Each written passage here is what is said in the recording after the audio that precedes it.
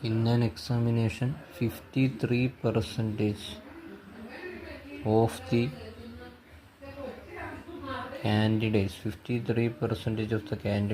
failed.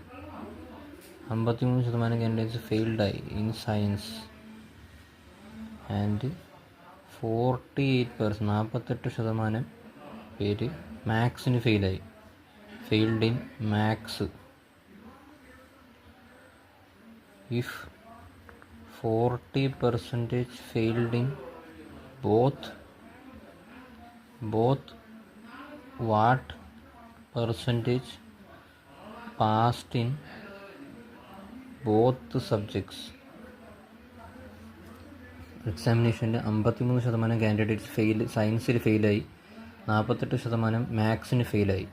40% രണ്ട് സബ്ജക്ട്സിന് ഫെയിലായെങ്കിൽ ഈ രണ്ട് സബ്ജക്ട്സിനും പാസ്സായ എത്ര പെർസെൻറ്റേജ് ഉണ്ടെന്ന് ചോദിക്കുന്നു. അപ്പം അങ്ങനെയാണെങ്കിൽ സം എന്ന് പറയുന്നത് സയൻസ് പ്ലസ് മാത്സ് മൈനസ് ഈ 40% രണ്ട് സബ്ജക്റ്റിന് ഫെയിലായില്ലേ.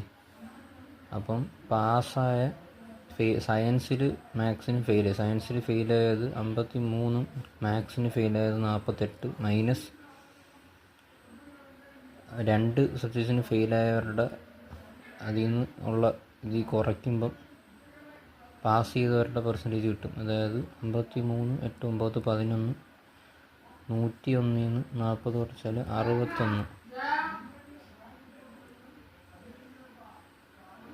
അപ്പം മൊത്തം 100% ഈ കിട്ടിയ 61 അതിൽ നിന്ന് കുറയ്ക്കുമ്പം 39% ആണ് പാസ്സായത്.